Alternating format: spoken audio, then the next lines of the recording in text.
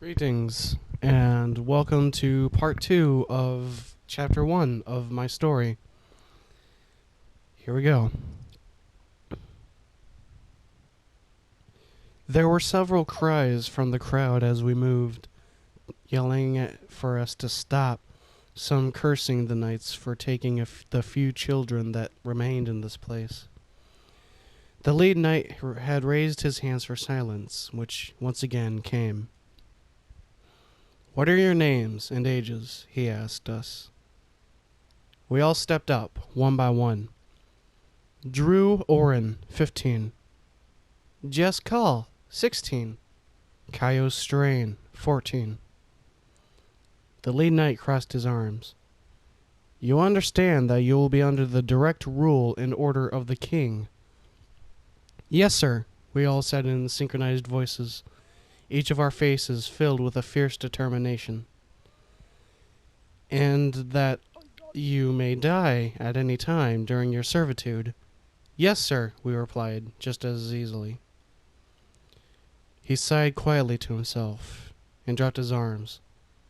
"Very well. Let's see what you can do. Depending on your skills, we may just have you join us." We nodded, ready to prove ourselves.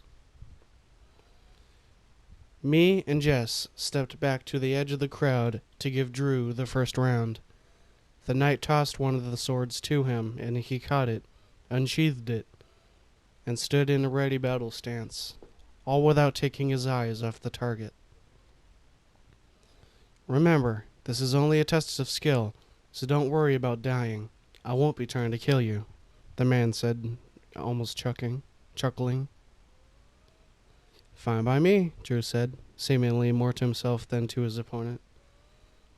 "Go," he said, and the two of them charged towards each other, and their blades clashed. Almost all the onlookers averted their eyes, most of them sure that they had just witnessed an execution, despite what the knight had just said. But slowly, they all looked back, up, as they continued to hear the sounds of battle. Footsteps, clanging of swords, panting, footsteps, more clanging, all repeating, as both warriors took turns attacking and blocking. Neither one of them was able to make the other one back down. Drew wasn't even breaking a sweat as he kept fighting. I realized he used the same attacks he used in training. It wasn't too hard to miss, considering he obviously used those very strategies against me on more than one occasion. Every time his opponent would slash, Drew would block and shoulder bash. With every stab, Drew sidestepped and slashed at his face, causing him to back off and stand back in defense mode. After a few minutes, the man said, "Enough!" and they both backed off. Drew returned his sword and went back to stand with me and Jess. Now it was Jess's turn, and without saying a word, she walked up and took the sword that was offered, going into her own stance. When the knight said go, she leapt up into the air and slashed down at him. As she landed in front of him, making him either have to block or dodge. Choosing the latter, Jess rolled as she landed, keeping on the move as her opponent's sword clanged off the ground behind her. As she got up, she spun around, and another metallic clash was heard as she was blocked. Once again, the knight halted combat. Next up was me.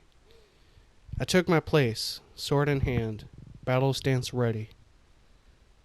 All noise seemed to drain away from me. The voices of the crowd, the chirping of the birds, even the soft rustling of grass in the breeze, all sounded muffled and distant as I held my focus on my opponent. Everything felt right.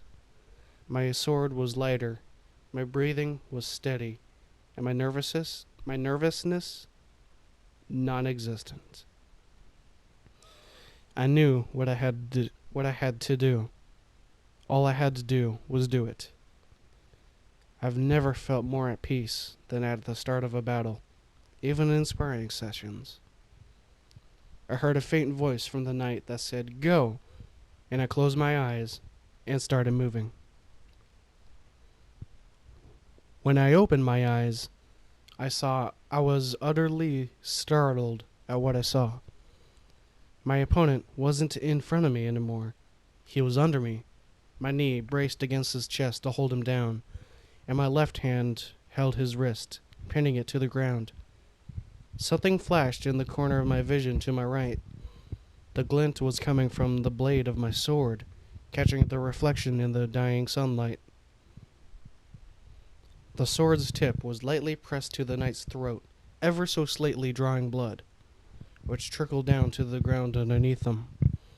The only thing that stopped me from skewering him on sight was a hand that held my wrist, pushing it back. The lead knight had a small look of terror in his eyes as he stared back at me. It was a look of absolute fear, the kind of fear you would see in the eyes of an animal that was being hunted down, about to be shot. I looked around, and the crowd looked just as shocked as I felt. Even my friends looked a little pale.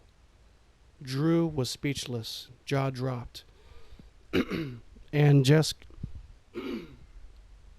covered her mouth with her hands, her eyes wide. Kaio, how did... she started. But her voice trailed off. As her voice went quieter, another voice grew louder. I looked down at the knight, and I saw that the voice was his. He was laughing. I jumped off of him and stood up, dusting himself off. And he stood up, dusting himself off. God's kid, that was incredible, he chuckled, sheathing his own weapon.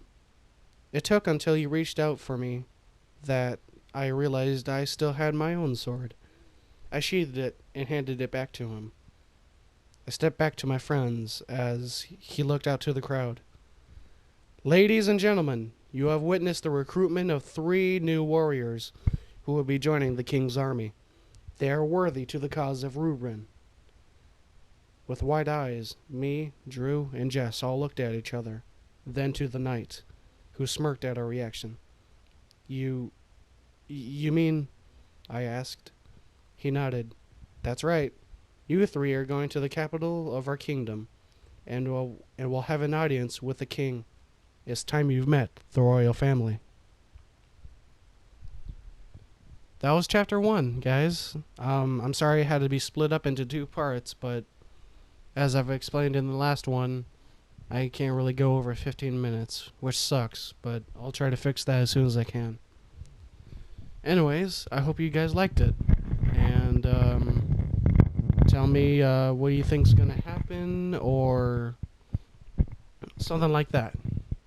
So anyways, I'm Kaio, and thank you for listening. Farewell.